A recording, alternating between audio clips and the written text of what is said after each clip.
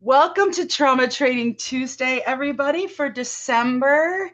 In December, we really like to take a little bit of break from all of the trauma of the world and try to do some content that's a little more focused on healing and restoration. And we have it's so amazing today. Oh, Leslie, you have to jump off. No worries. We record the sessions. They are always accessible. We offer them free of charge on our website for people to go take a look at any point. We love people doing that. We also try to make sure there's some additional resources. So, whatever trauma issue comes up for you, you have some resource. You can learn about it from people that are impacted, as well as that have some science research backed information as well. And today we have, did the recordings? Oh yeah, it's working. Okay. I'm like, I didn't hear it say recording in progress. So I thought it might not have, but I guess it did. We have the Heartwell Institute with us today. We have the beautiful and amazing Sandy Lashin-Curewitz from the Heartwell Institute and Susan Buchholz from the Heartwell Institute. They are dear friends of Worcester Addresses Childhood Trauma. We work with them all the time. In fact, I met somebody recently who said, I met your colleague, Sandy. And I was like, oh, and then she's like, from the Heartwell Institute. I was like, oh, that's beautiful. So yes, we have a great relationship with the Heartwell Institute. They do incredible programs, and hopefully today is going to be one of those incredible programs. We're really thankful you're here, and I'm gonna just turn it over to either Sandy or Susan, whoever is starting us off. Wow, what an introduction. Oh, I that warms my heart. I am a long time friend, colleague, and admirer of both Kelsey and Amy and the incredible work they do, and Worcester addresses childhood trauma. I think, Amy, you and I have talked about so often that as trauma increases and awareness increases, um, so does people's recognition of what they have experienced. And so, what might seem like, it could be an uptick in trauma, but it could be us, you guys, sharing information about trauma and helping people understand, hey, that wasn't what happened to me wasn't okay, and it really hurt me, and it's hanging on, and I'm having a hard time. So thank you for continuing to educate. Um, as Amy said, my name is Susan Buchholz, and welcome to Self-Compassion Skills for Helpers. Before we dive in, and we're going to do things a little bit differently, we're going to hold off on introductions, but we're going to start instead with just asking you to think a little bit about why this is relevant to you. So before we dive in, I would love to talk a little bit about being a helper. And if you're in a helping profession, you probably know it's rarely limited to work. You're kind of it, whether it's in your circle of friends or your families. Um, we are often, as helpers, as social workers, mental health clinicians, life coaches, all of the different ways that we help the community. We are often the person who friends, family, loved ones turn to when they are looking for someone to kind of process something with. And so I invite you to just think of all the ways that you are a helper, both formally and informally, both paid and unpaid. And you're welcome if you're moved to type into the chat some of the roles you see as the ways that you are identified as a helper. And it's fine if you're welcome to to unmute yourself and mention something, but just to be thinking about all the different ways that we are helpers in our community and with our families and with our friends. Thank you, Amy. Right now, I'm taking care of a family member with an injury. Yes, so all the ways that we care for others. And I think it's safe to say, Amy will correct me if I'm wrong, that the helping professions tend to attract people who are very empathetic. And that's wonderful. And empathetic people are gentle and loving and rarely say no, even when they should.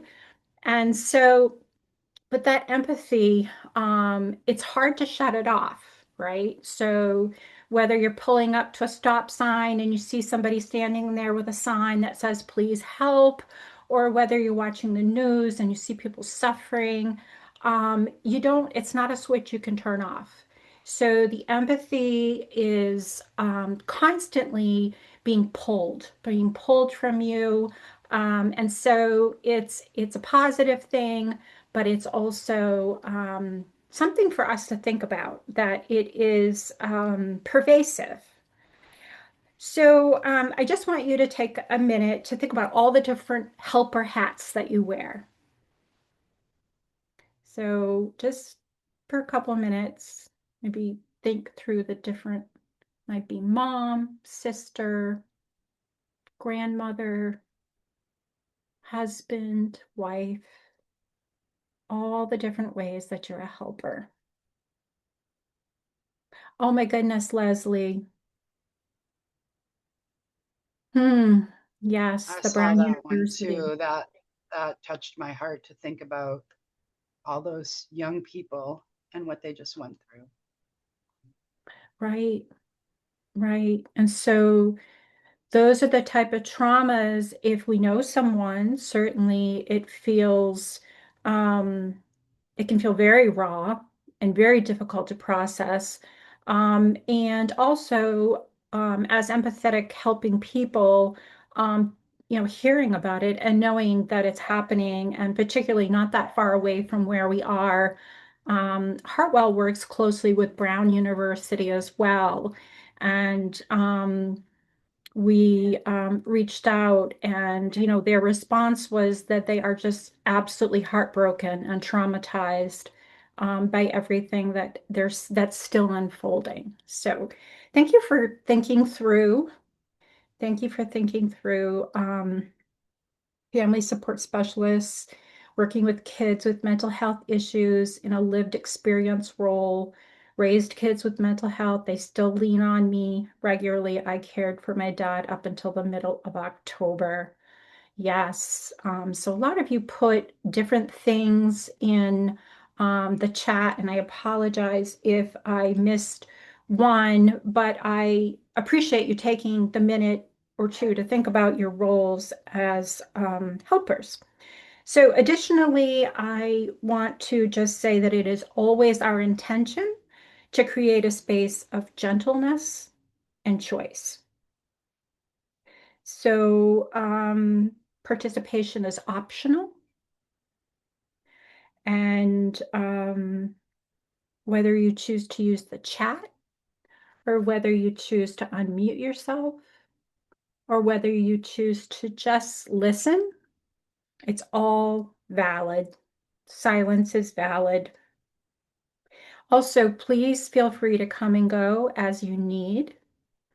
If you need to get a glass of water or you just need to step away and take a breath, I encourage you to take care of yourself. So, again, before we jump into the agenda in full, I would love to know from this audience just some words of your experience with mindfulness. And again, feel free to drop it in the chat or just raise your virtual hand or just come off mute and just tell us about your experience with mindfulness. And um, I have been very humbled on a number of occasions when I went into a room and assumed that as the teacher, I knew more about mindless than the people I was teaching. And I've come to realize that is not always true. First of all, there may be people there who have been practicing longer than I have. Um, and there may be teachers, some of you may have practices, you may have, maybe you dabbled in it and you tried it and you felt like that wasn't for me. Not sure if that's something I want to do. Um, but if anyone would like to share their experience with mindfulness, yes, Leslie. So, thank you. First of all, thank you all for doing this. I participated in a, a webinar that Amy did through the NASW thing, which was fantastic. Thank you. So I am a former classroom teacher, and while I was a classroom teacher, in the calendar year 2012, I participated in a year-long program, certificate in mindfulness for educators, which was amazing. And I meditated for a long time regularly. Um, and then went back to school and became, for my MSW, became a clinical social worker. And along that time, and before that, I actually got trained as a teacher for mindful. So I was trained in mindful self-compassion and as a teacher. Um, but I kind of stopped meditating a few years ago. I found myself feeling obligated to do it. It felt like another chore. But in recent probably since last summer, um, just all the anxiety I'm feeling about the country and the world, and now I'm working as a school adjustment counselor. I was working as a clinician with kids who had experienced trauma for a while, but now I'm a school adjustment counselor, and lots of trauma here. But anyhow, so I've started meditating again, trying to see if I can calm my nervous system down. Um, and so I am quite familiar with it, but I need to be reminded, and sometimes I need to be in a group to, yeah, feel supported. So thank you. Thank you, Leslie. Would anyone Like else like to Leslie, share? I've been practicing at a long time, probably since the 90s, but really do need I don't have an independent practice. I really find that it takes other people prompting me or suggesting it or creating a program for me to do it. I don't I just don't have that self-discipline to do it on the regular. And I wish I did, because people pretty continually say more than anything else, it's helped them. Thank you, Amy, for sharing that. I will say when I can get my mind to shut off for a few minutes, I like just taking that space. I've learned about it from a lot of the OTs that I've had in my life through the work. Um, and I love the Calm app. I don't know if that would be considered mindfulness, but I do love the Calm app. So if that counts. Oh, it all counts. Every minute of it. Even if you think about doing mindfulness and then you don't get around to it, it still counts. Um, yeah, anyone else? No? Well, thank you for sharing. Um, as Amy said, mindfulness and the techniques that we teach and that many people practice are evidence-based. Yes, thank you, Sandy. Thich Nhat Hanh said that doing the dishes can be a meditation. So anything can be a meditation if we are here and now. I mean, that's the simplest form of describing what mindfulness is, just being here now. And so the science also supports that no minute of mindfulness is wasted. So if you do it for a minute, if you do it for 5 minutes, it's an investment. Some of the barriers to mindfulness that I've heard from people and that I have experienced myself is this all or nothing. right? So either I'm going to meditate for an hour every single morning, or, I just can't do it. Um, and uh, so I would encourage you to think of mindfulness as something that um, is something that every minute is an investment in your own peace and your own calm. It's a way of gently acknowledging yourself and showing some compassion to yourself. And, the all or nothing idea, or the rigidity of some teachers or some entities. I go sometimes to meditation retreats, and I'm told you can only practice this doctrine. Um, and, I still go there, but I also feel like all the doctrines are helpful, whether it's, there's a lot of different names for them. I guess I feel the same way about spirituality.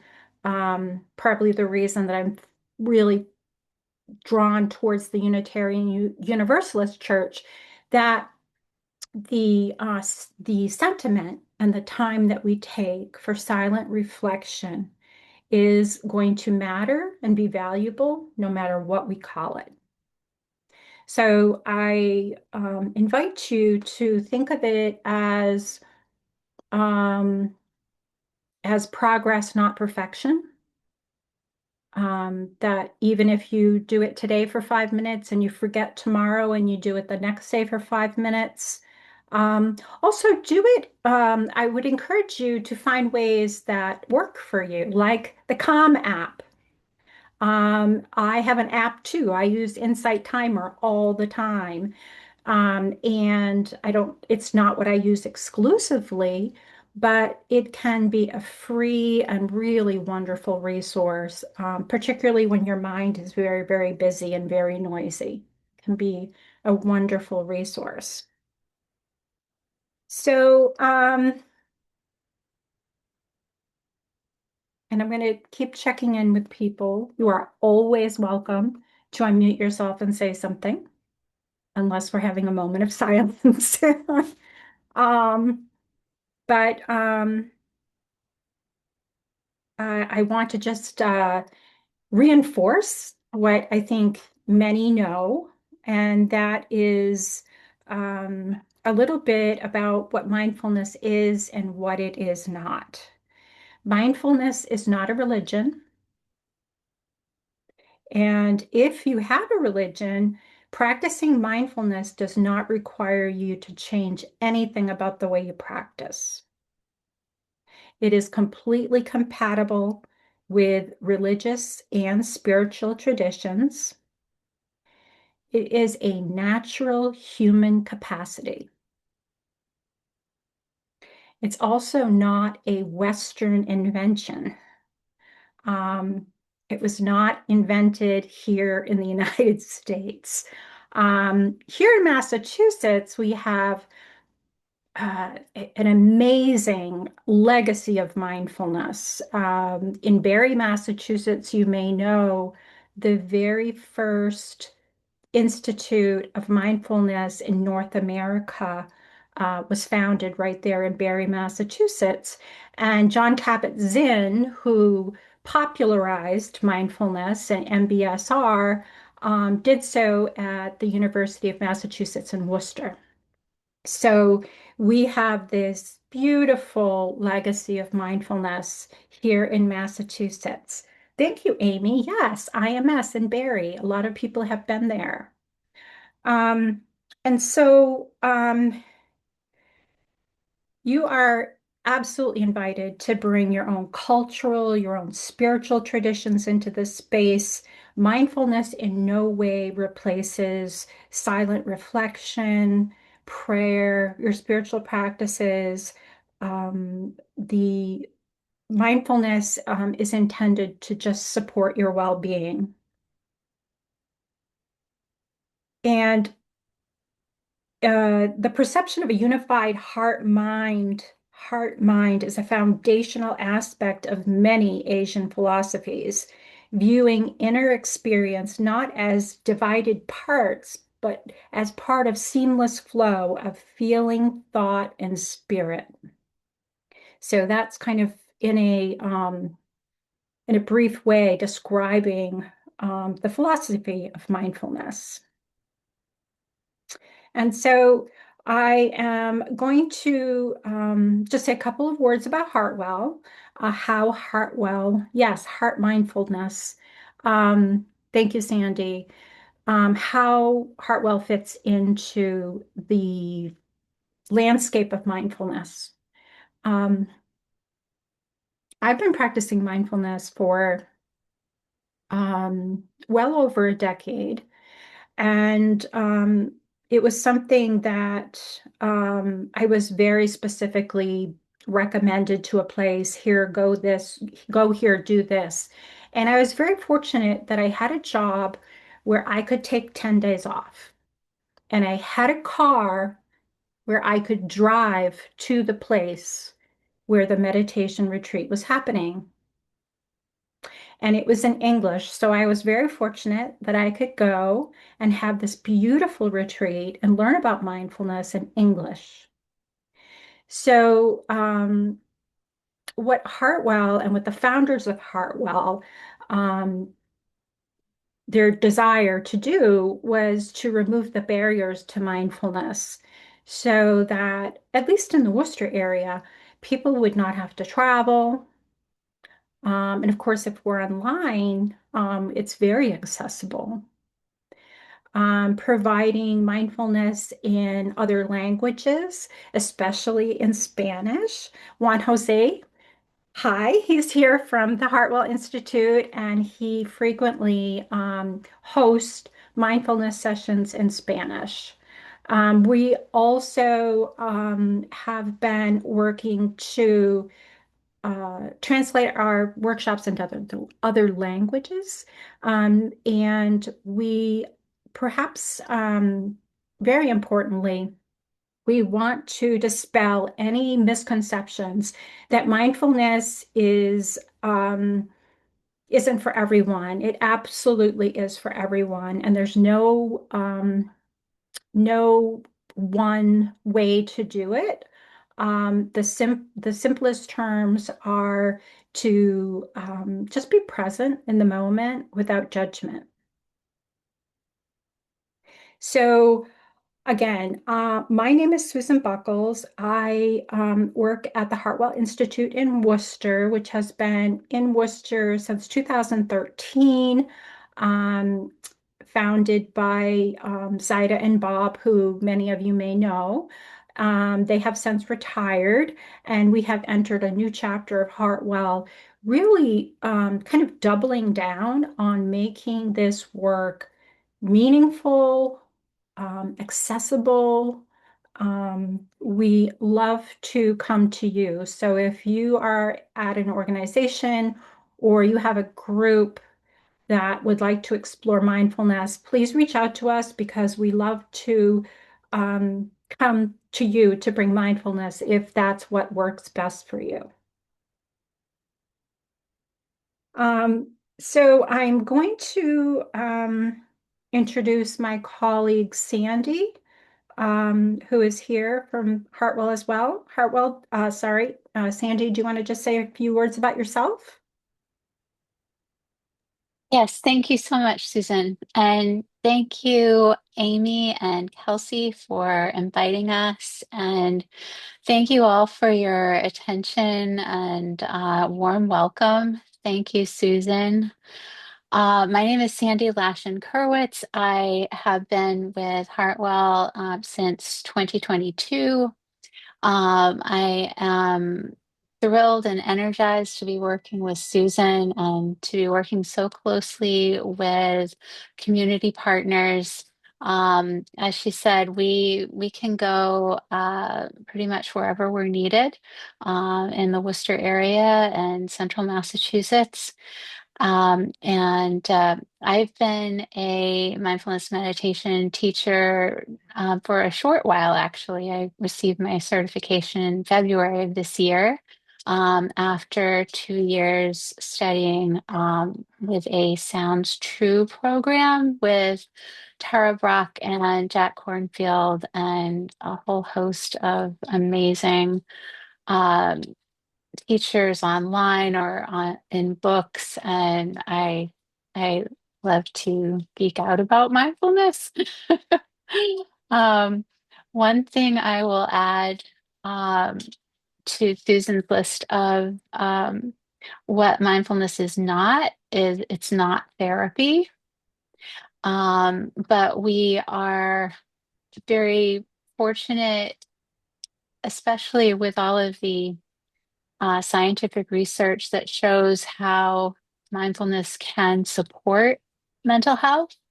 Um, that we're in a position to support that, to partner with social workers like Amy, coaches like Kelsey, um, and um, I'm very feel very grateful to be doing this work and to be here with you.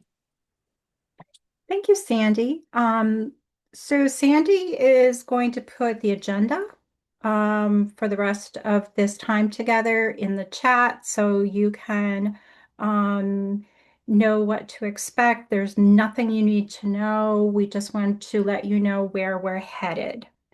So I am going to invite you now to practice settling in to a grounding exercise.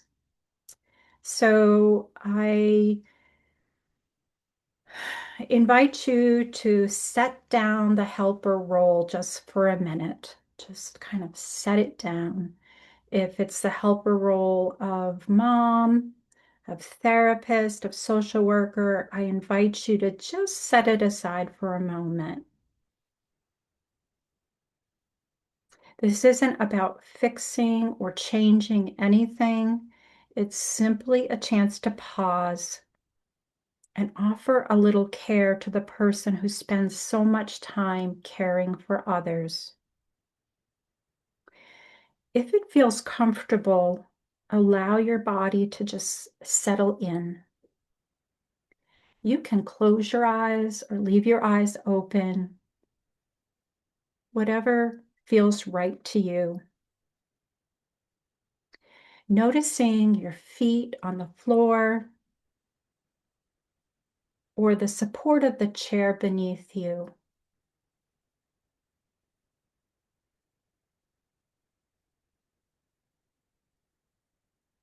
Maybe bring your attention to where your body touches the surface that is supporting you. Maybe it's a chair, maybe it's bed, maybe it's a piece of furniture, but you are being supported.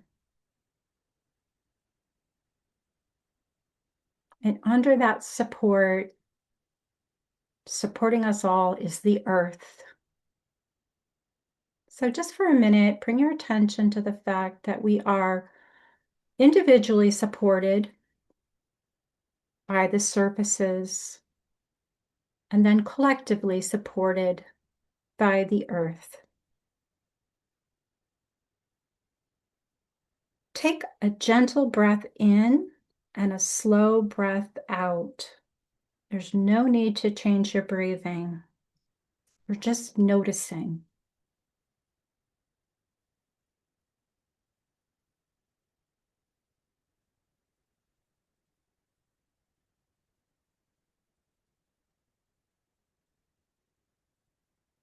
Notice where you feel your breath. It may be in your nose, it may be in your chest, it may be in your belly. Just bring your attention to that space. The breath is a beautiful anchor. And no matter where we are, It only takes a few seconds to bring our attention back to the anchor of our breath.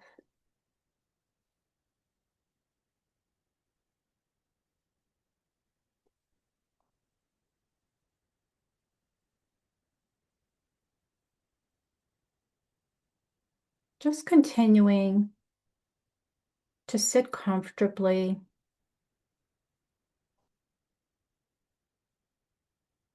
breathing in a way that feels natural.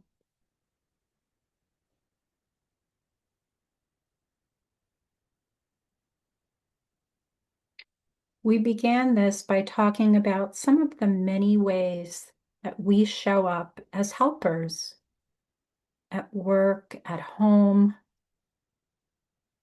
with family, friends, loved ones, maybe even neighbors.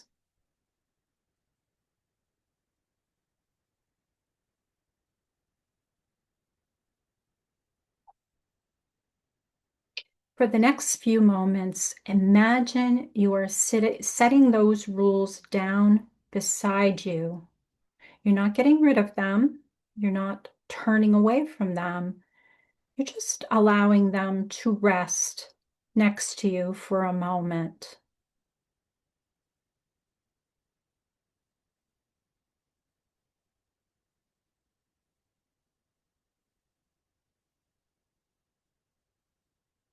Right in this moment, you don't need to be the strong one. You do not need to solve anything.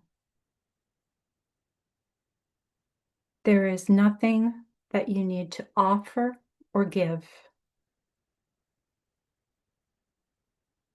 There is nothing that you need to do.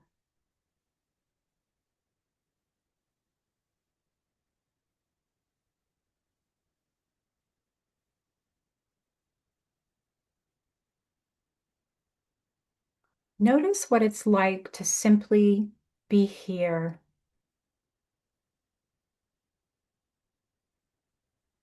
Not as a helper, but as a human being who helps.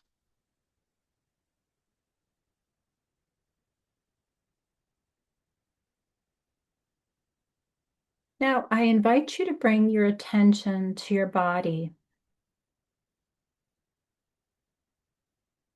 If you notice any tension in your body, perhaps in your shoulders, your jaw, or your hands, just see if there's room to soften, even slightly. Just enough to be kinder to yourself. Just paying attention to that tension wherever it is and noticing it. And if you can, just allowing it to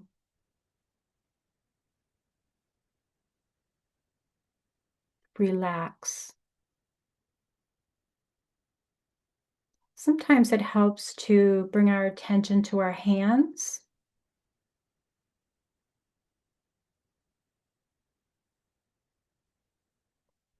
Maybe just thinking about your hands. Are they warm? Are they cold? Maybe they're tingling or pulsing. Just bring your full attention to your hands.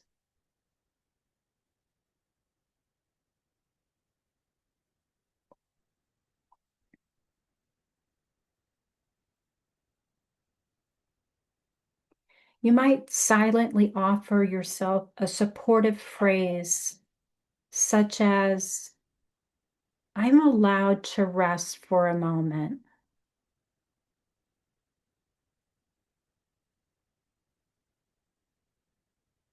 Or, I'm doing the best I can.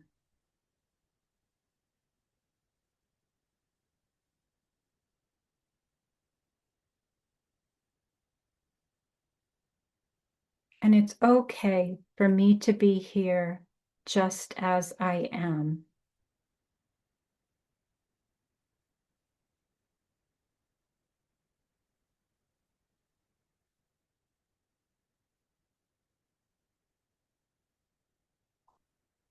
If your mind wanders, that's not a problem.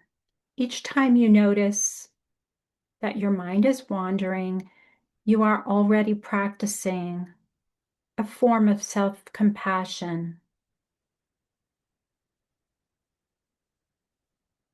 You can just gently say, let's begin again.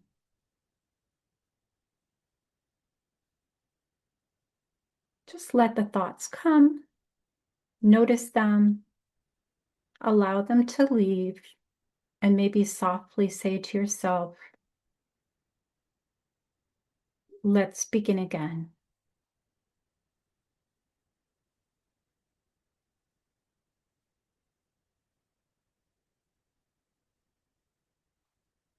As we come to the end of this practice, gently bring your attention back to your breath.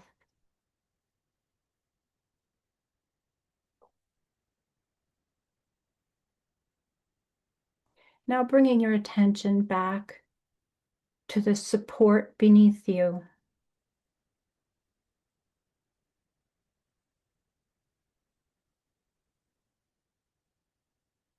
And when you're ready, you can let your helper roles come back, but perhaps with a little more kindness and a little more gentleness and a little more care for yourself.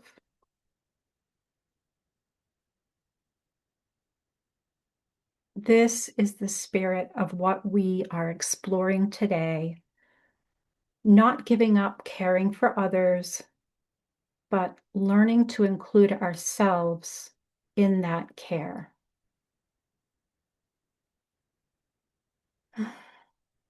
Gently come back to the room.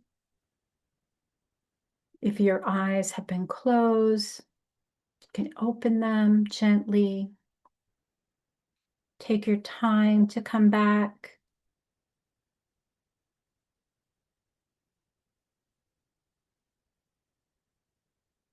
How's everybody doing?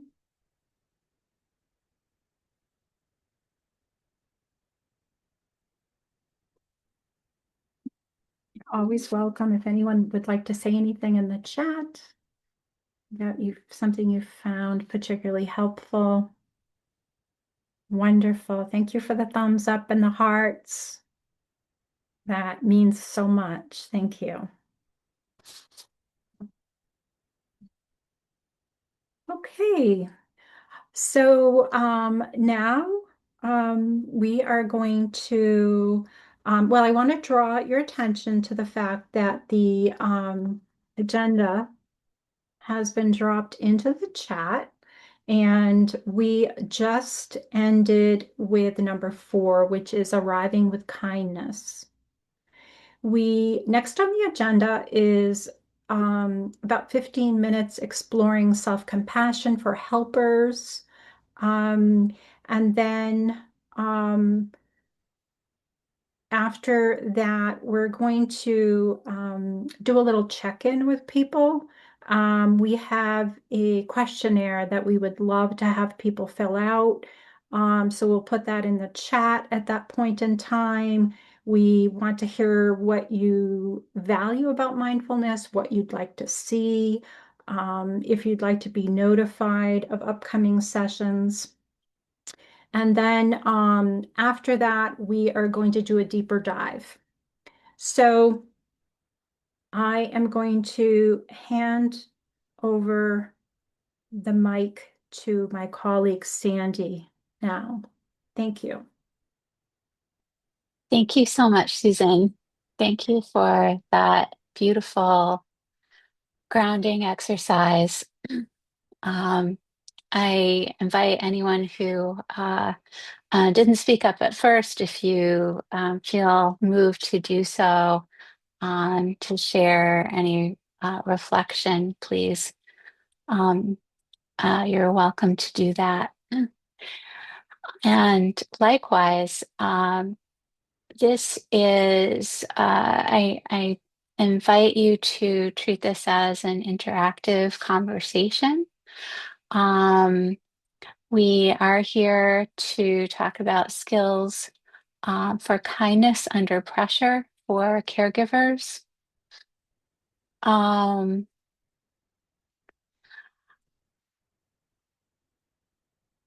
Susan shared so many beautiful things that we'll touch on again.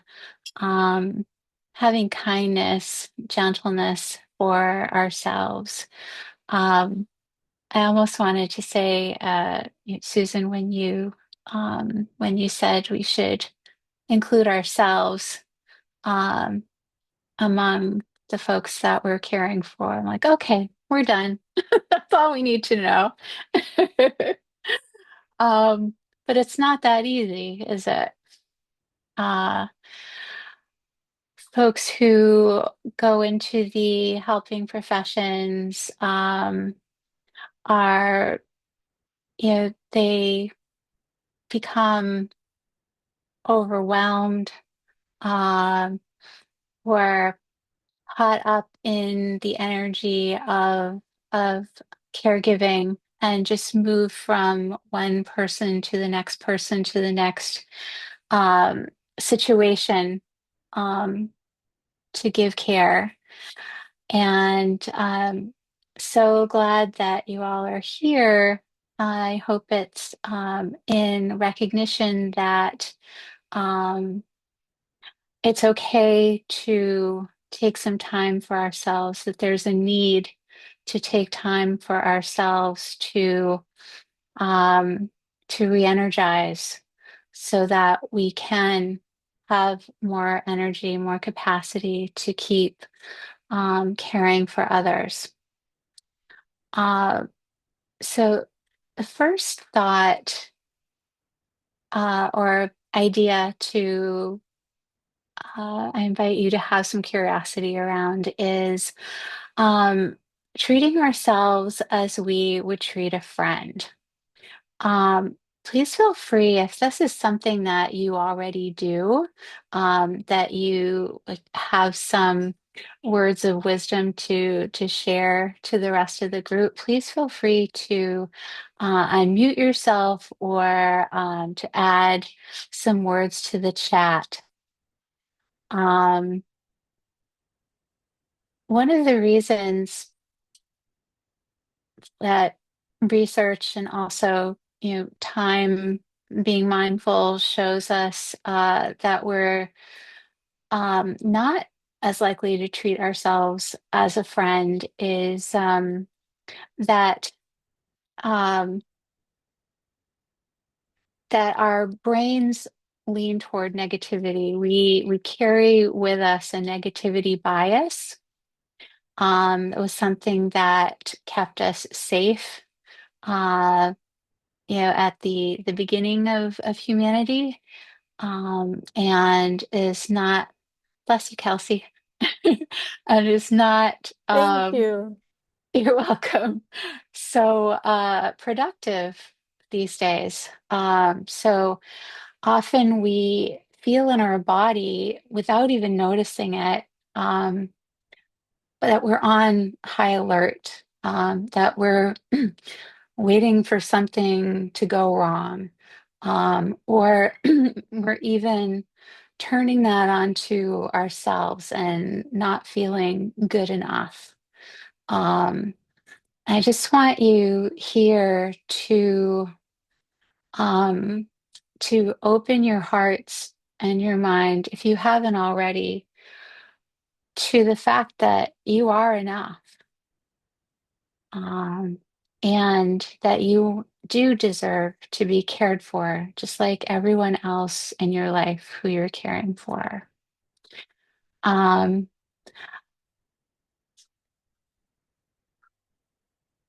we can make mistakes.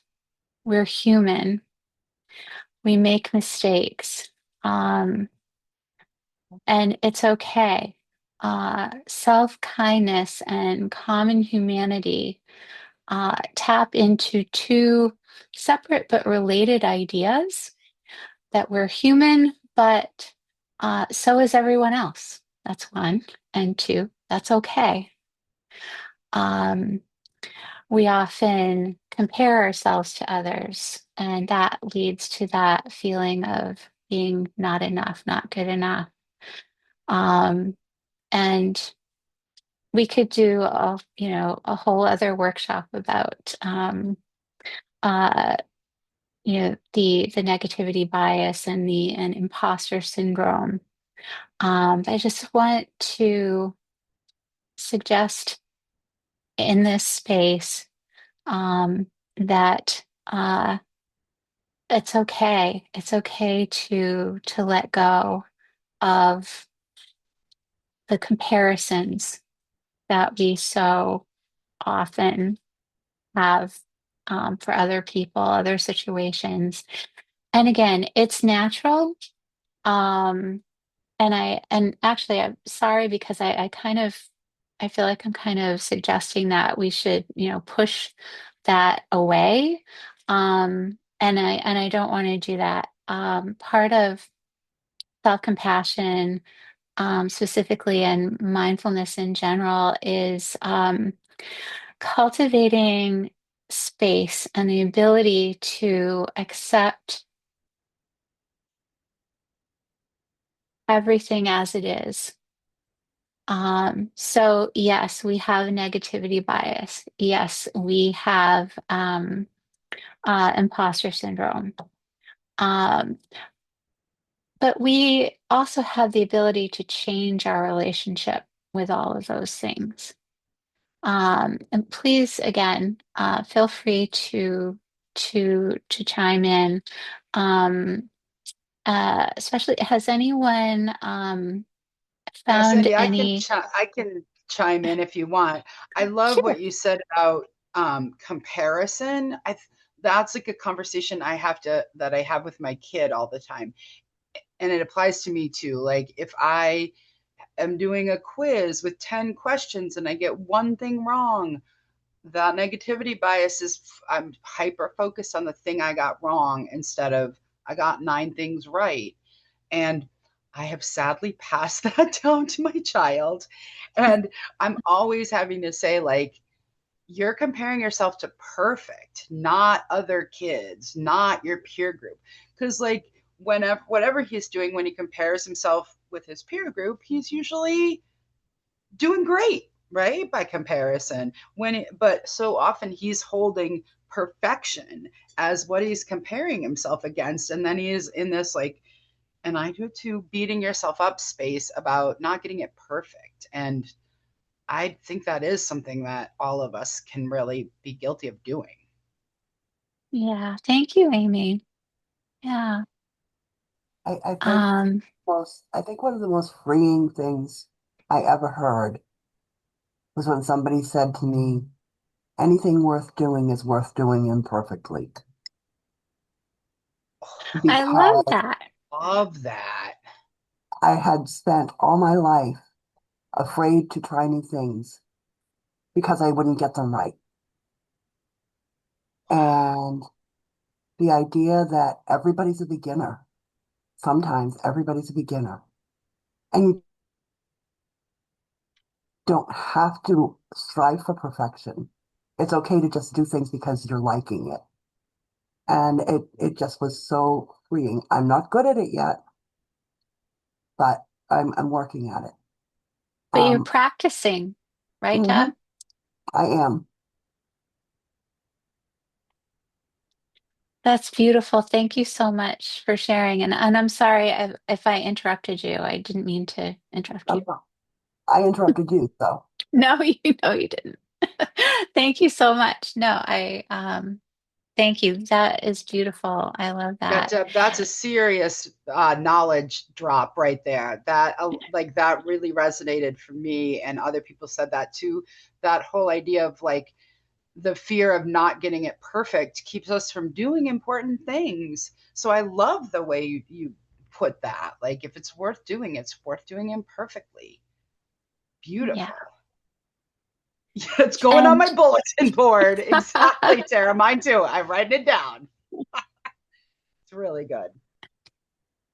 that imperfection is actually a good thing.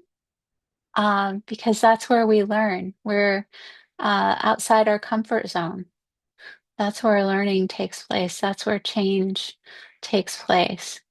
So each imperfection is a chance to keep practicing.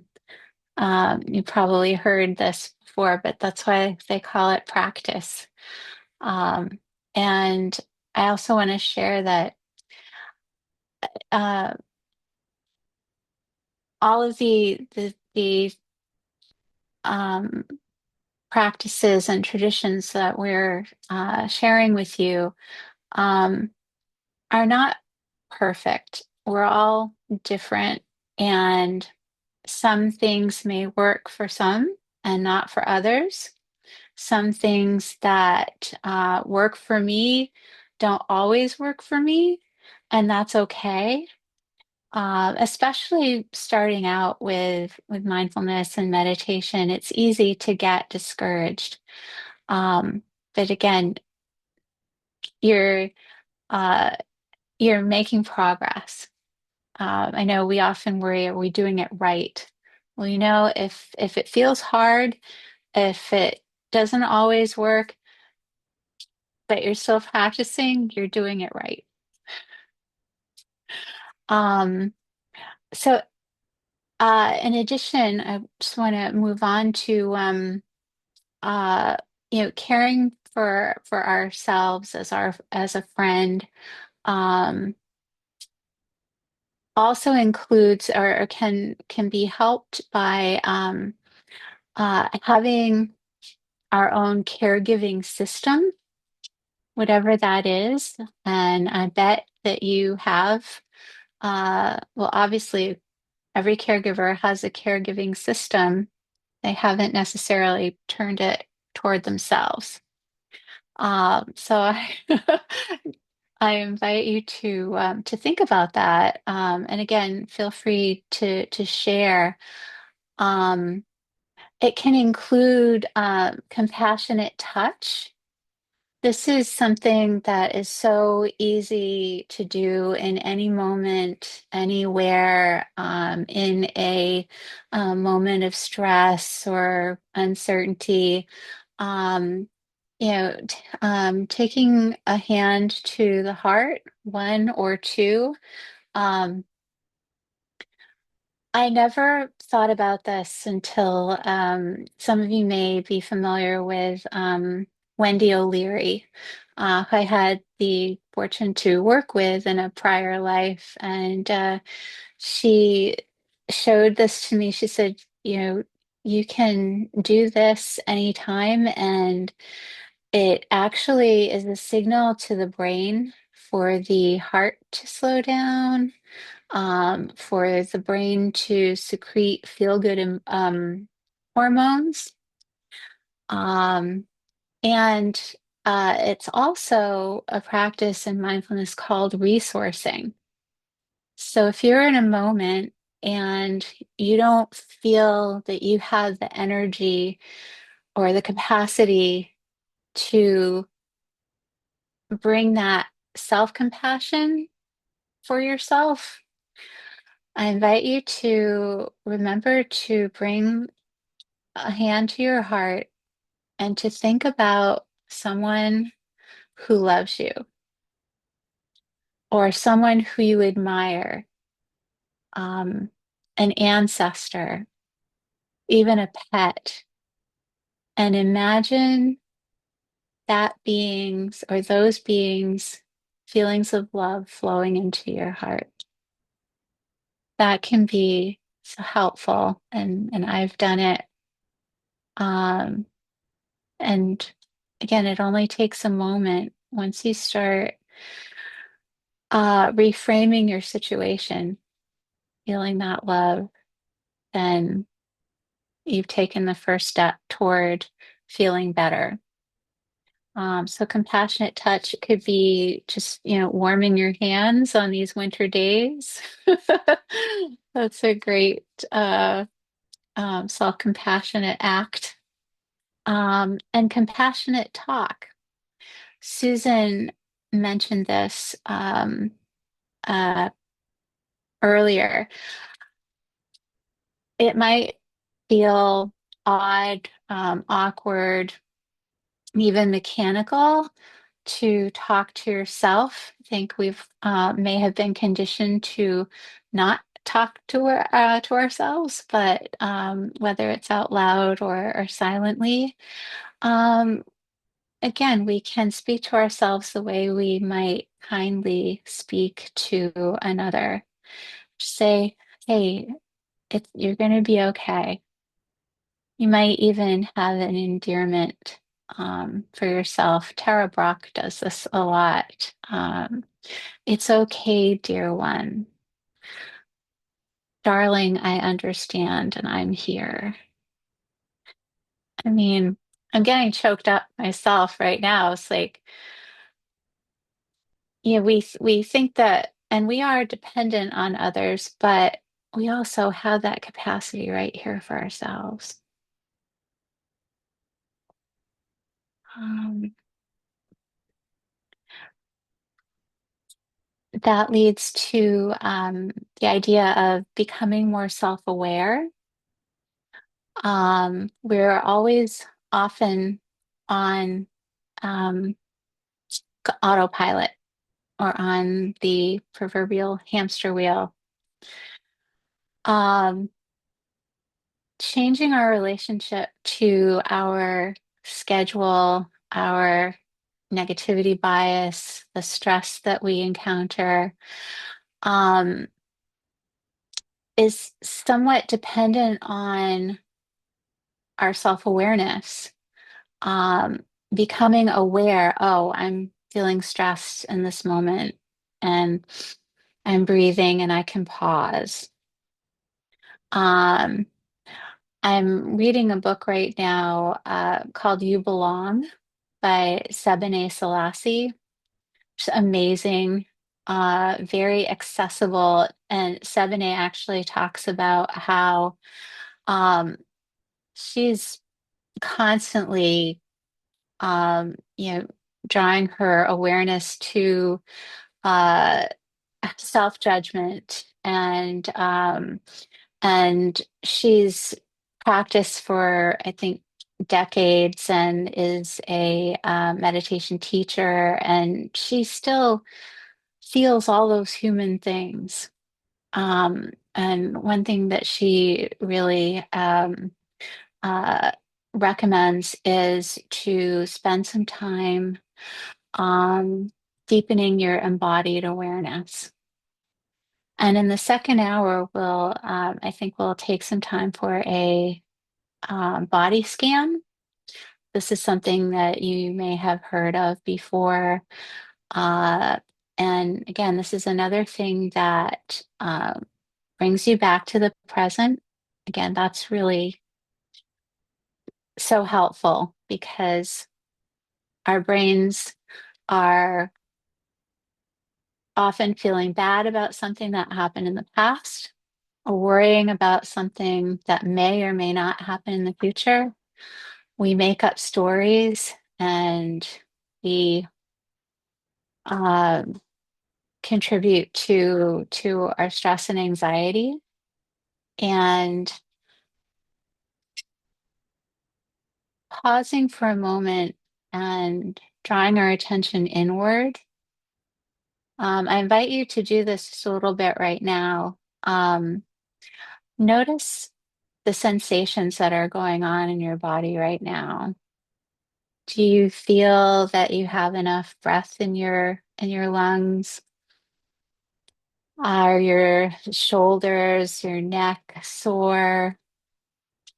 Um, yeah, I invite you to get curious and notice any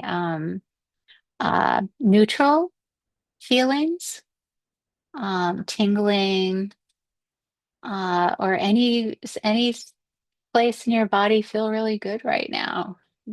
Leaning against a particularly soft pillow or to have a favorite blanket over your lap.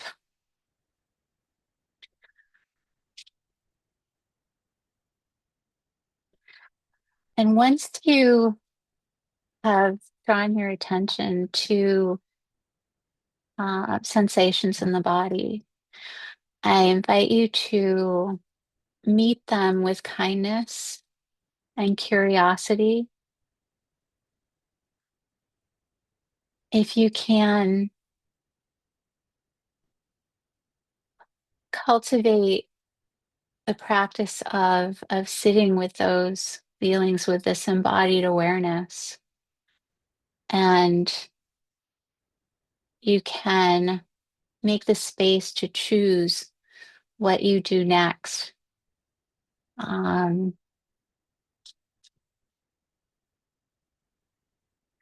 when you catch yourself thinking a thought like, um, I'm so horrible for getting upset, or um, I'm not good at this, or um, um, I I don't have a lot of patience. Um, I invite you to consider trying to reframe that, to turn it around. Um, and that's something called releasing yourself from a negative feeling. Instead, try, it's okay that I felt upset. Um, it's something that I have tried to be really intentional about. Um, and again, intentions matter. Even if you just um, vocalize or imagine an intention for how you want to change, that again is a very important first step. And the more you think about that intention, then thanks to the plasticity of the brain, neuroplasticity, the more you do that, the more likely you are to create that habit, that new habit. When my daughter, who's about to turn 18, was little, somehow, we started saying these phrases at bedtime. And I remember the first time I said it, I started to say, I love you, don't have bad dreams. And I caught myself. And instead of, you know, um, saying a negative, I turned that to have good dreams. I love you, have good dreams. See you in the morning. I love you. Good night. So we can always reframe things that lead us to feeling bad about ourselves. Um, and that will help us to reach more self-acceptance, embracing the shortcomings that we perceive in ourselves, um, as actually it can be strengths. Does that resonate with anyone? Has anyone had that experience? Please feel free to unmute yourself or put something in the chat. Um, and I just wanted to ask Susan how I'm doing on time. I think we're doing great, and I think this might be a good time to check in with people. Great. We have an electronic check-in that we're going to put in the chat. And this is not the end of the workshop. We're going to continue afterwards, but we want to check in with you, see what you're finding valuable, what impact it's having on you. And also, I think we have some questions in there about um, whether or not you'd like to be on our mailing list, but more importantly, what would you like to see in your community? What kind of mindfulness supports would you value and appreciate? Was this helpful for you? Would you like to see more of this type of practice? So, Sandy, do you mind putting that in the chat, the link? Sure. I also want to say that, I practice every day.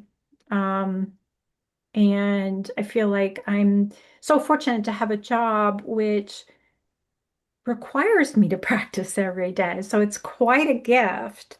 But I will also say that practicing in the morning on my own is very different than practicing in a group. And practicing in community with all of you is especially healing. And so I want to thank you all for being here. Again, we're going to be here for another hour or just under an hour, but we have a check-in form for you to complete. Um, But oh, I see there's two I check-in forms. yeah, I just switched the link because the link Sandy sent looks like it opens up so that we could edit the form. I don't know if it Oh, Oops, opened up like sorry. that for others, but um I'll okay. delete it. yeah, perfect. I think the link that we want is this one. So Sandy, if you don't mind popping in and giving it a try, make sure it's the right link. Um, but I did my best to get that there. Thank you, Yes, it is. Kelsey. Thank you so much, Kelsey. We depend on you. We appreciate you. Good teamwork, ladies. Thanks for being here. Thank you. So we'll just give you a couple of minutes to complete that. And again, we appreciate that so much. We we know that particularly as caregivers, you know what is helpful to others. And hopefully you also give some thought to what is helpful for you. And we want to take our cues from the community. So we're always looking for feedback. Always happy to talk about what kind of mindfulness experiences or resources are helpful. Um, and so we appreciate you taking just a minute to complete that check-in.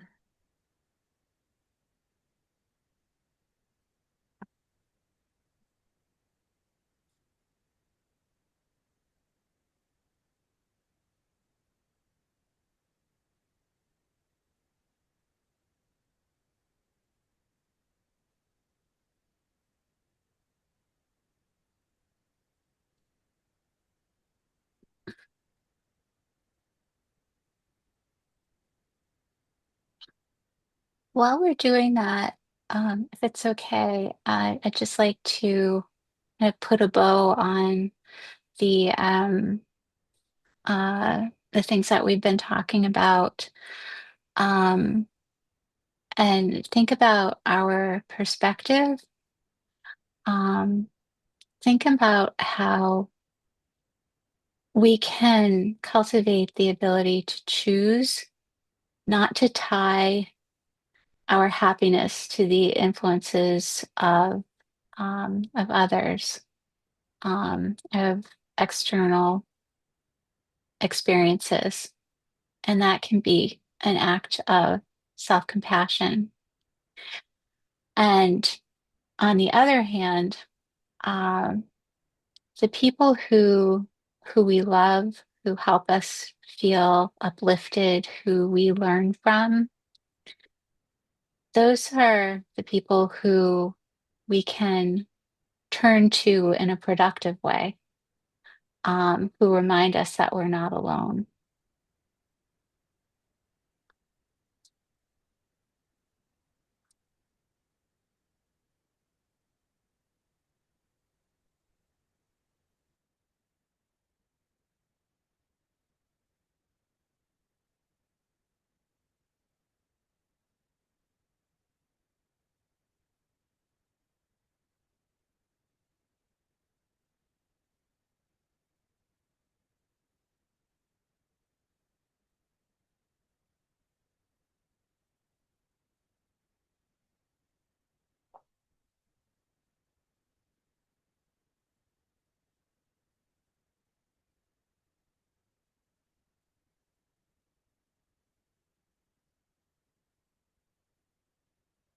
Thank you, Lisa, for sharing that.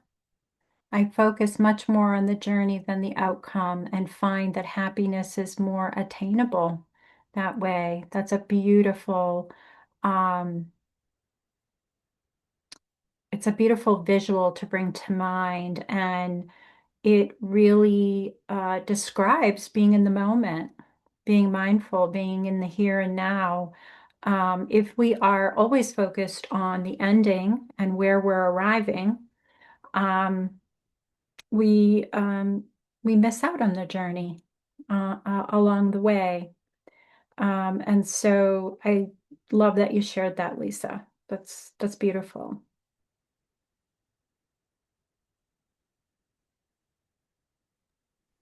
Part of my practice that I've just started again. I share a tarot card of the day on Facebook with people who follow me. And interestingly, this morning's card was the equivalent in my deck of the Page of Cups. And it's the spirit of curiosity. And the message that came to me from it was be open to unexpected, surprising things today. Follow your intuition and let yourself be ready to accept new things. So I just wanted to share that it was obviously prescient. Beautiful. Thank you.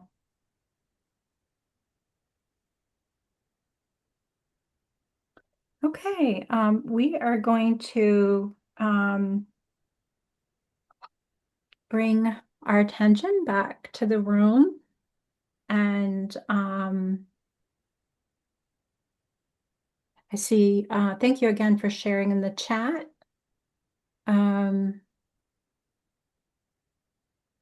Zumba, yoga, tarot, beautiful, beautiful.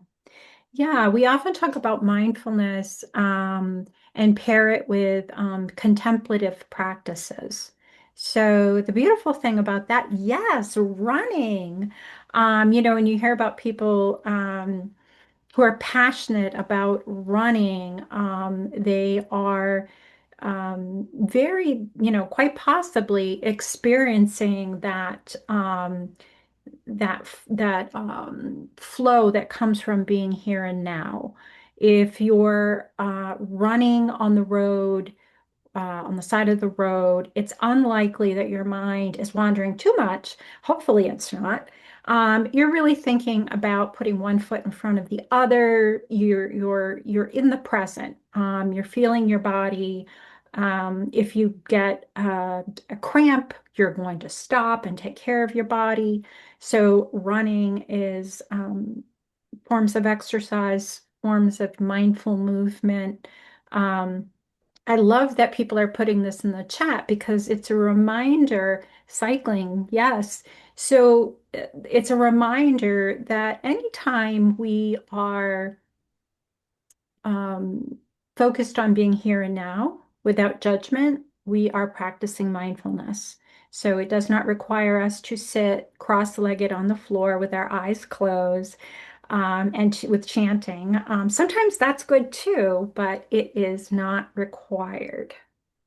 So before we finish, before we talk a little bit more about some of the benefits of mindfulness, and we're also going to do a body scan. But before we do that, I would like to invite everybody once again to bring your attention back to your body and your breath. Just notice your breathing. Just breathing in a way that feels good to you. Let's just take a couple of minutes to arrive back here together.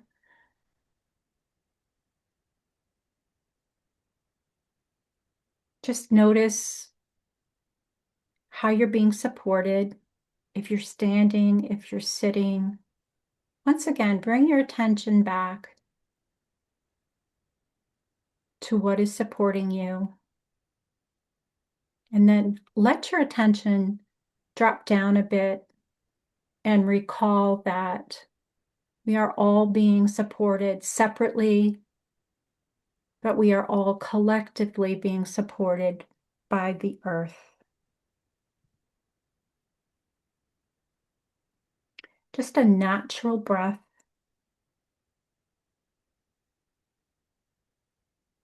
Just feel where the breath is arriving and leaving the body. There's no fixing, there's no fancy breathing technique here, just noticing your own breath.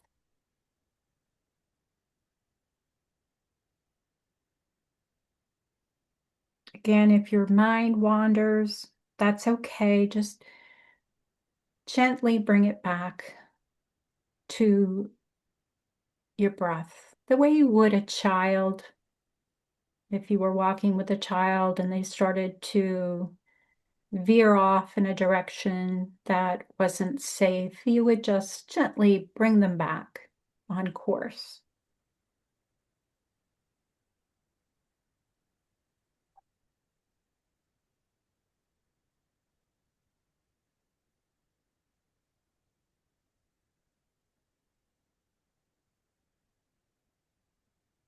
Now, noticing our hands, and maybe if it feels good to you, bring one hand up to your heart and place another hand over it.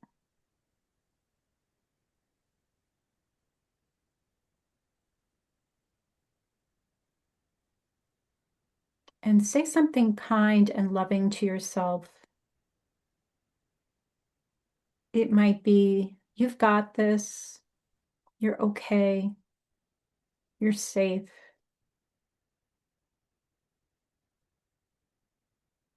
Just talk to yourself a little bit the way you would a friend.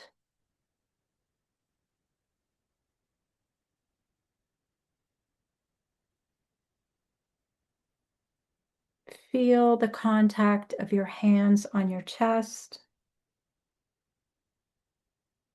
Feel your breath.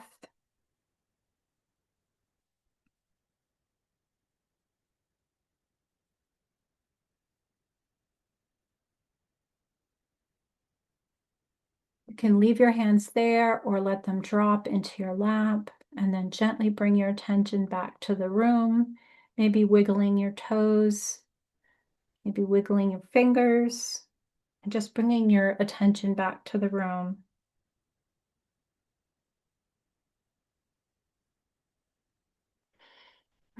Thank you for doing that with me.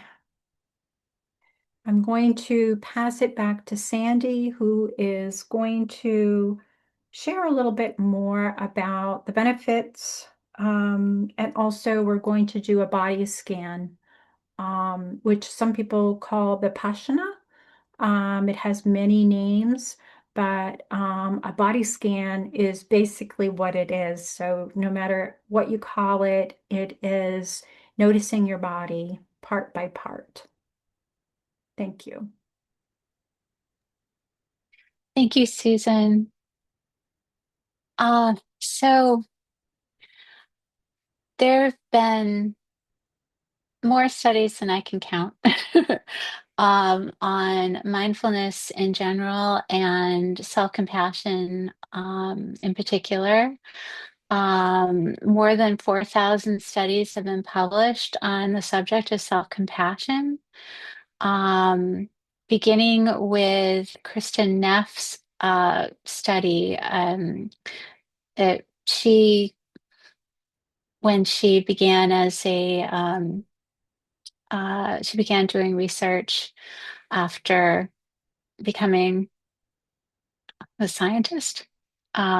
She decided that she wanted to learn more about self-compassion, that something that she had learned about in her personal practice, and she's given rise um, to so many self-compassion practices. There's the Center for Mindful Self-Compassion online. And so we can say with confidence that self-compassion is grounded in scientific research, that the benefits include a range of psychological benefits. Uh, People who practice self-compassion tend to experience lower levels of anxiety, lower levels of self-criticism, um, uh, can help to ease depression and stress, and conversely, um, can help us experience higher levels of life satisfaction, happiness, and emotional resilience. Um, it can also enhance qualities such as optimism, wisdom, curiosity, and personal initiative. Um, can help build our self-worth and reduces concerns about body image. Um, Helps us to become more aligned with our authentic selves. Um, it can also lead to better physical health. As I mentioned before, um, just this gesture can help to reduce our blood pressure. Um, so that, yes, Susan said, thank you. The effects of mindfulness can be contagious. Uh, that is one of my favorite things.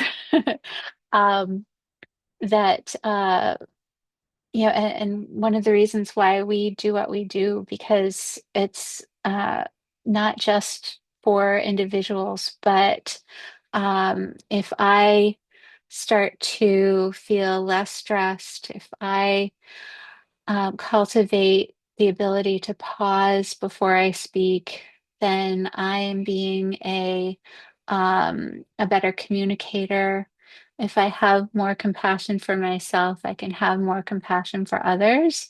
So all of these benefits ripple away from us. And there's research that when one person begins a mindfulness practice, that others in the same family um, feel that change within the family, and can lead to feelings of relief.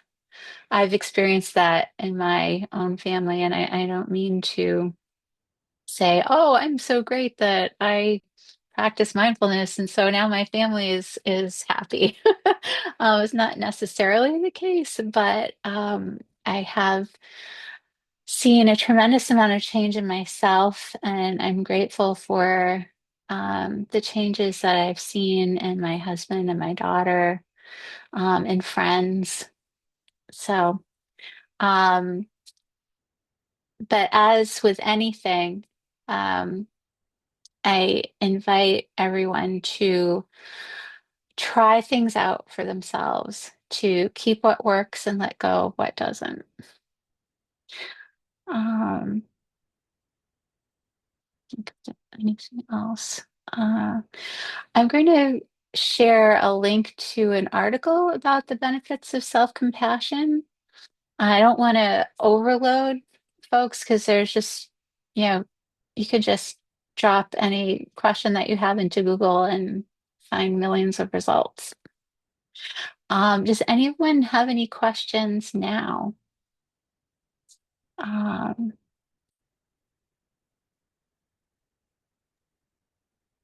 do you feel that you have uh, is there something that you've heard today, either from us or from someone else who's shared, um, that you feel is a positive insight for you today? One of the things I'm playing with is this idea of urgency.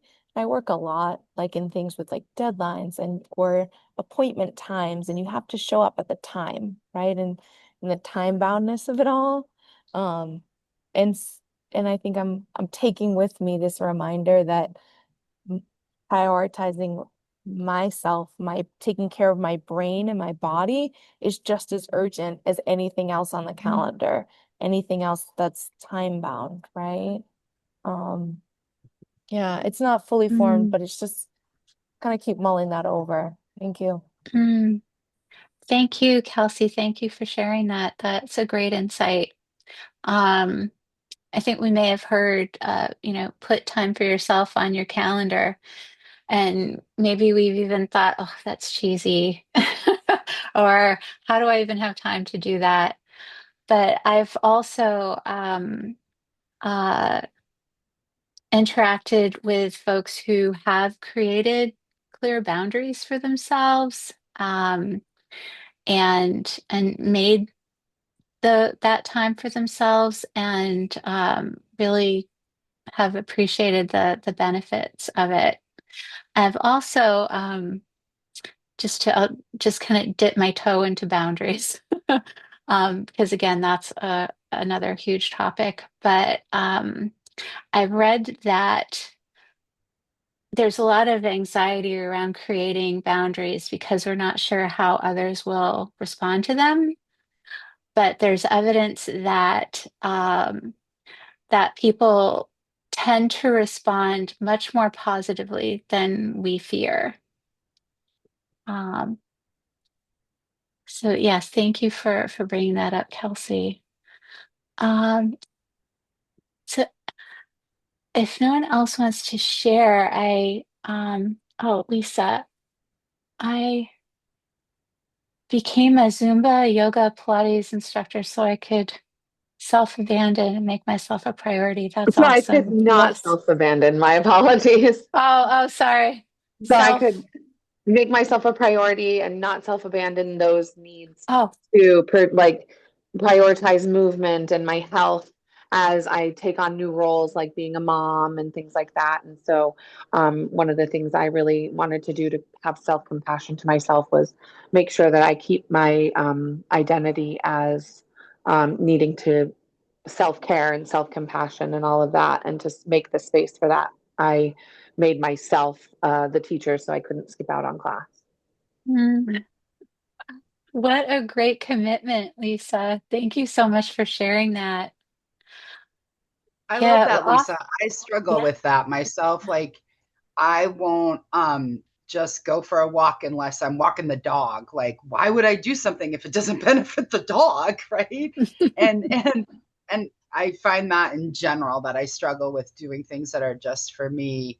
And I kind of love Lisa's hack of like if you're offering a class, you've got to do it. And right. And so sometimes I feel like that can be helpful to try to find ways that you can collaborate with other people to make it so you do it.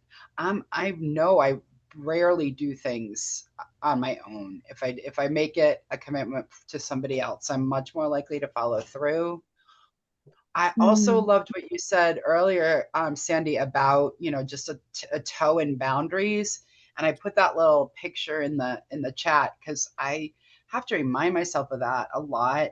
Empathy without boundaries is self-destruction, right? Because, um, Lisa, I love that you use like the phrase self-abandoning. I feel like it's so easy to get into um, doing so much for other people at your own expense, right? I mean, there's a point. I do this work because I get a lot of rewards from it. I am not altruistic. It's not like I really find it valuable when I recognize that I'm helping somebody else or somebody benefited from it. That's super important to me.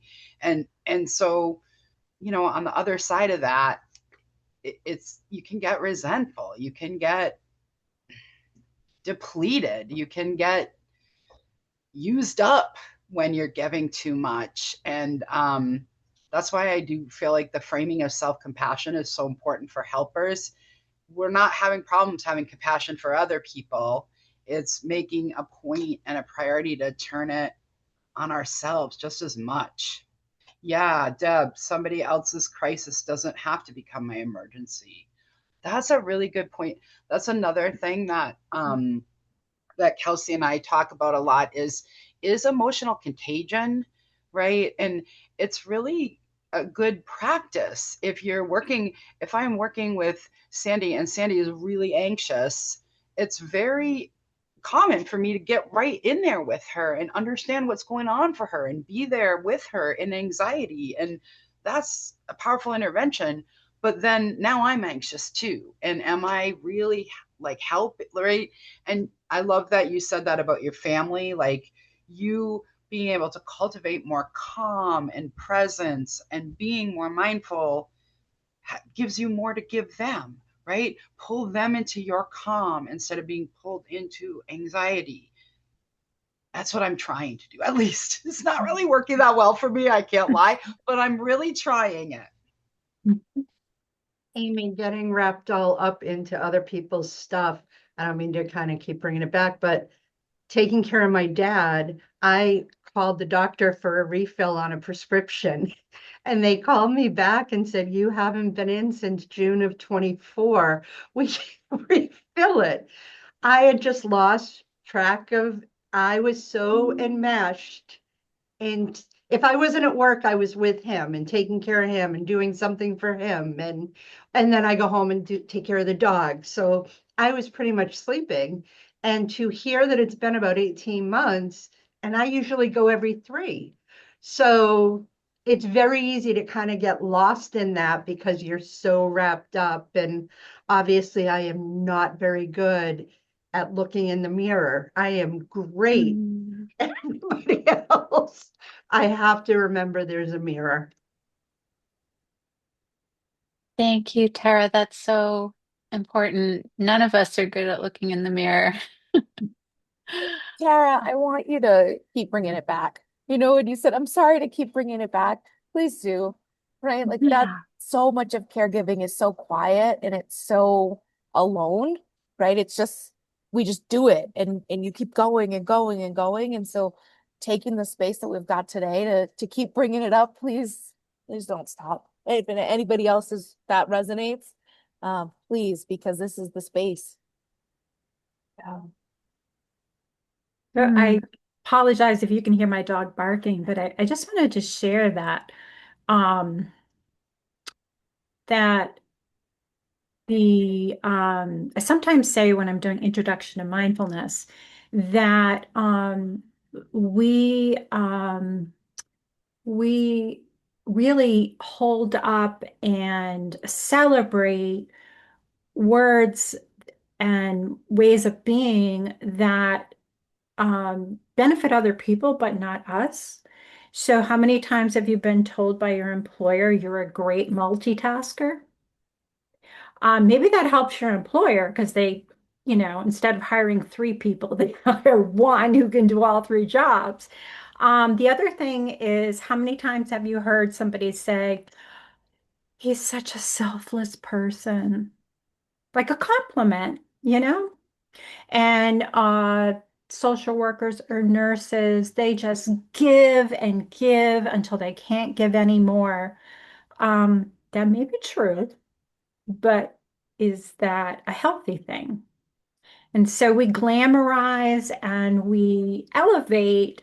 And so it makes sense that we resist it because we've been told that it's a wonderful trait to be selfless and to be a multitasker and to always be thinking of others before ourselves. We've been told. And, it does benefit a lot of people when we do that. But it harms us as I love that, Amy, what you said, empathy without boundaries is self-destruction. And so not only reminding ourselves, but being aware that we may well be receiving an onslaught of messages, particularly as caregivers, particularly perhaps as women. I don't want to say just women, but as women, we have been the cultural caregivers, and we have been told that it's the height of femininity to care for others and be selfless. And how many times have we heard about the mother who, you know, would sacrifice herself and her life for others?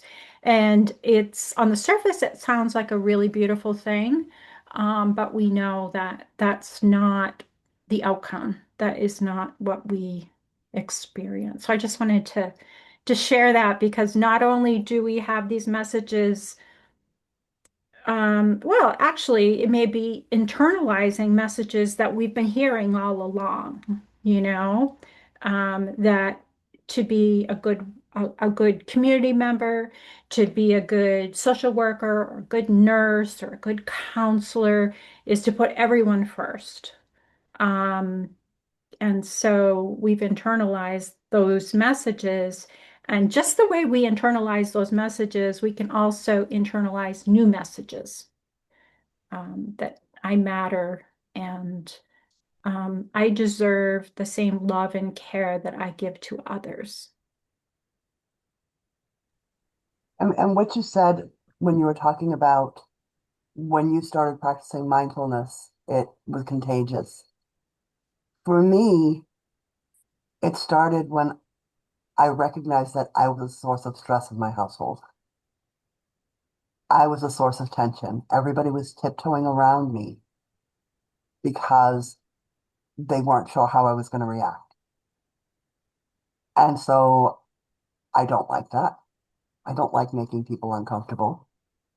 And I started paying more attention and catching myself. I'm not good at it. I catch myself usually after I've started yelling, and I back up and say, you know what? I do not want to yell at you right now. Mm.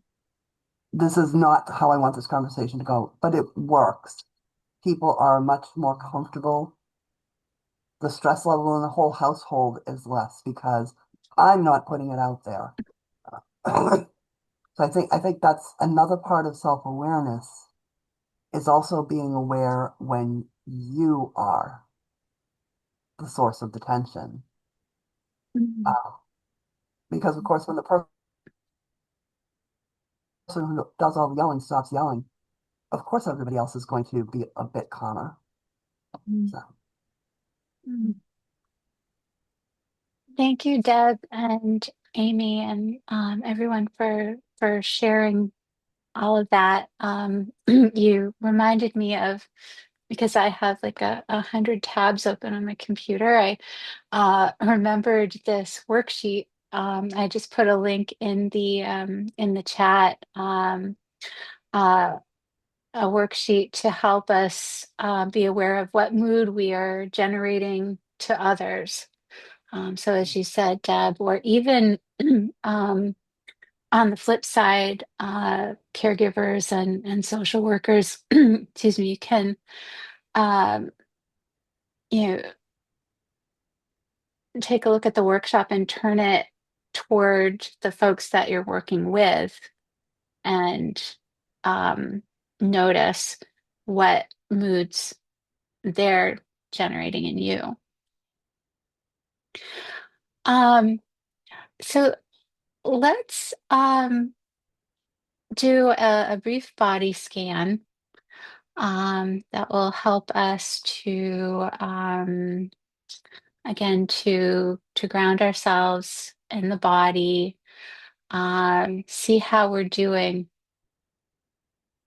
today, and how the conversations that we've had may have had a change in our body. So I invite you to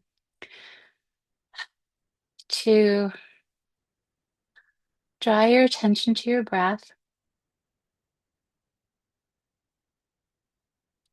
Take a few slow, deep breaths.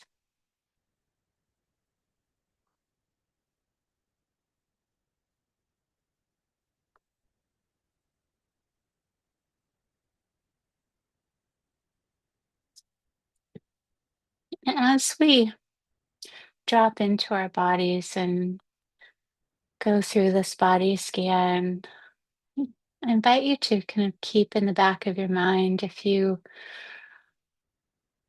started this session with an awareness of how you were feeling and notice if there have been any changes. So, can notice the surface that's supporting you, whether you're seated or standing or lying down.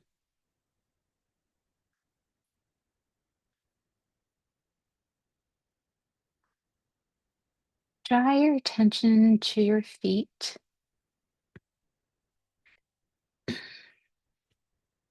Notice any sensations you might find there, any tingling. Are your toes cold?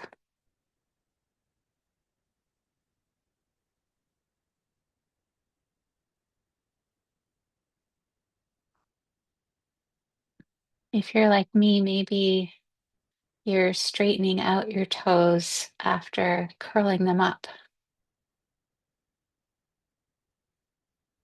And you didn't notice until just now.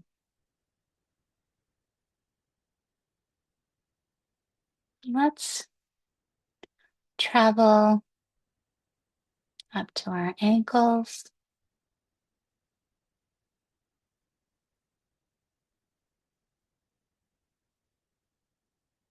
our calves,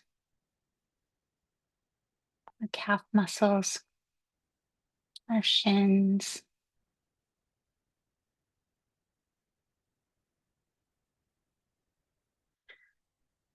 Maybe some of us woke up in the morning with a calf cramp.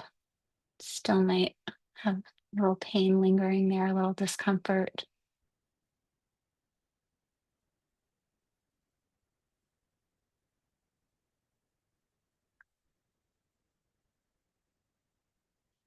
Whatever you're noticing, I invite you to meet it with kindness and curiosity.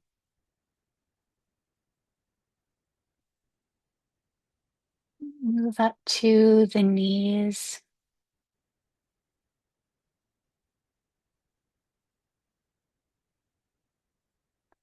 Place where many of us feel stiff.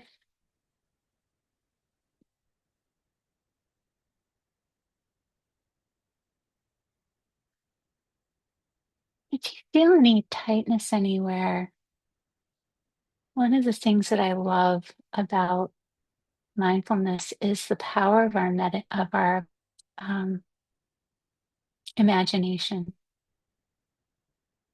You can imagine feeling any tightness or stiffness softening.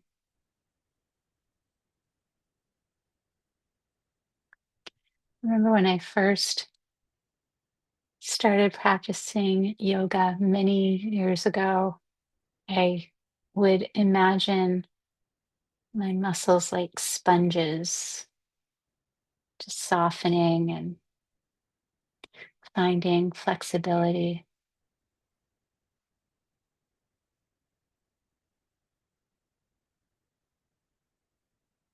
Let's move up to the thighs.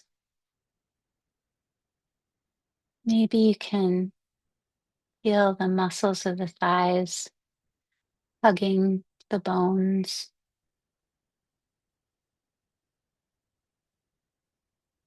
Or maybe each time we move to a new part of the body, you might notice some release.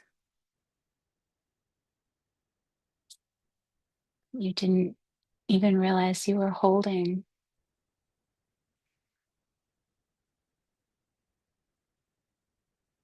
Next, let's come to the hips, an area where we often hold tension and not an obvious place to hold tension. There are yoga poses for opening up the hips, and that's a great way to release tension in the hips. Or I also invite you to introduce any little gentle movement that you might want to add to your body scan.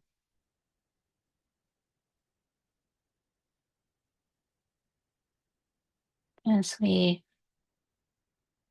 move to the belly and the waist, maybe just introducing a few gentle circles. You're standing or even in your seat.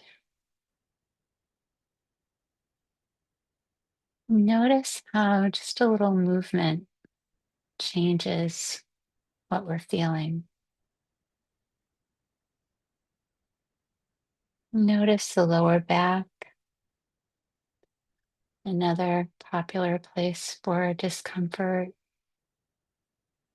If you are feeling some discomfort in the lower back, I invite you to balance that with your abdominal and core muscles. The more strength that you draw from your core, the less discomfort you may feel in your lower back.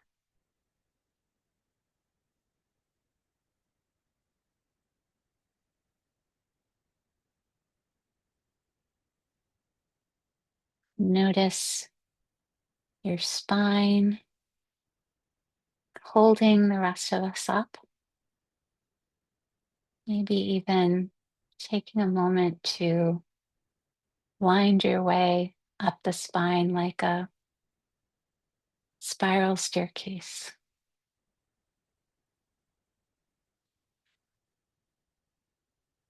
Or in yoga, sometimes the instructors will mention prana energy flowing from the base of your spine to the crown of your head.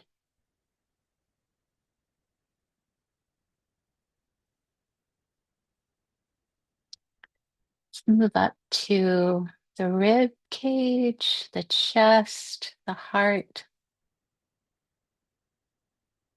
Remember our breath and breathe into these areas. Open, soften. Notice if you were slouching, that can really decrease our breath capacity. And if we just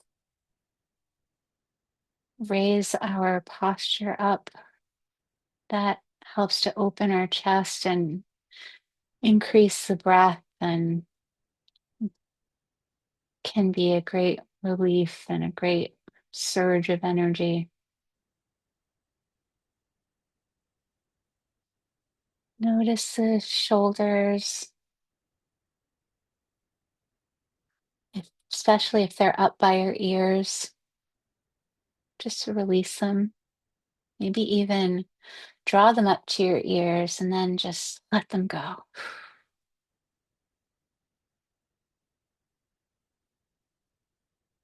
Feel the gravity flowing down your arms, your elbows, your wrists into your hands and fingers.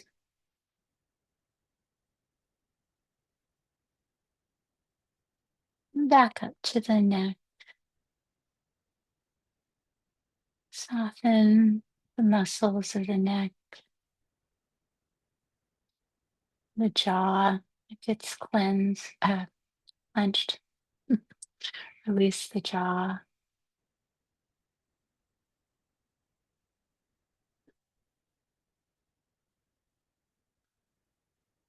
And see if you can feel gravity softening the muscles of the face. Maybe it feels like a little massage.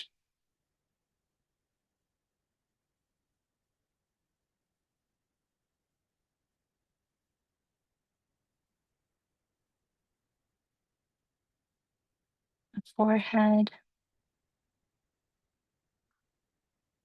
See if you can release that. Your brows are knitted.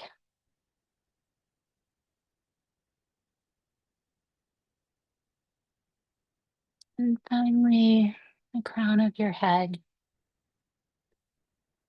Notice any tingling there, and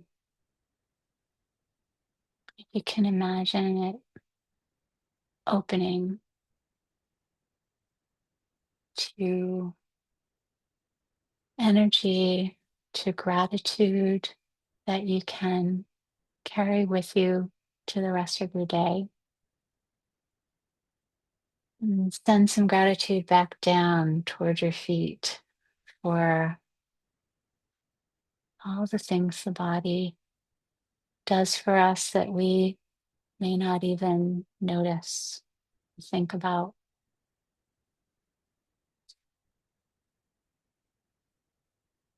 And when you're ready, return your attention to the room, the sounds, the sensations, and finally the sights as we let our eyes open.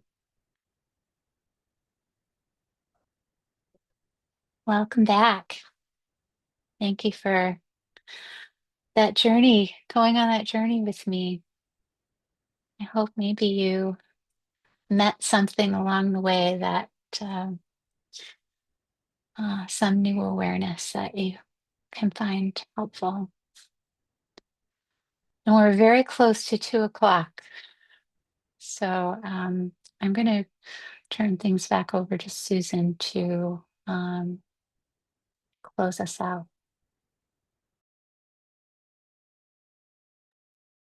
Thank you. That was lovely, Sandy. So I would love to share with you a practice of loving kindness. Again, practicing loving kindness as an individual is a beautiful practice, but practicing loving kindness in community has a very special power. And so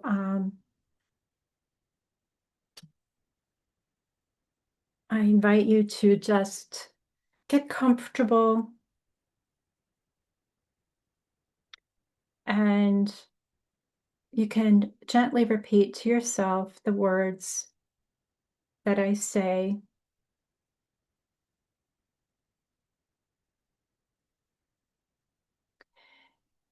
May I be happy.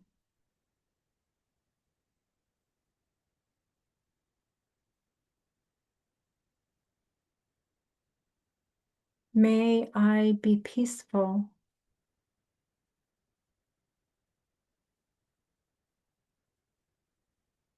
May I be safe and protected.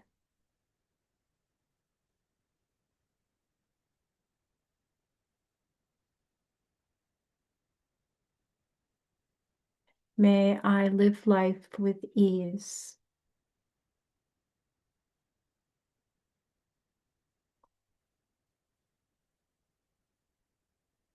May we all be happy.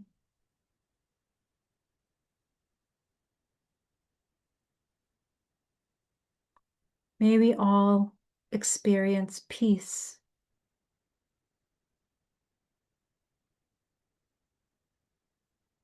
May we all be safe and protected.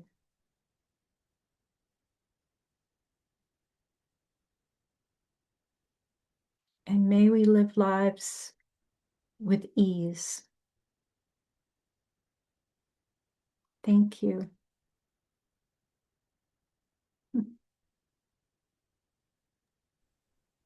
Thank you, Susan and Sandy. Thank you so much.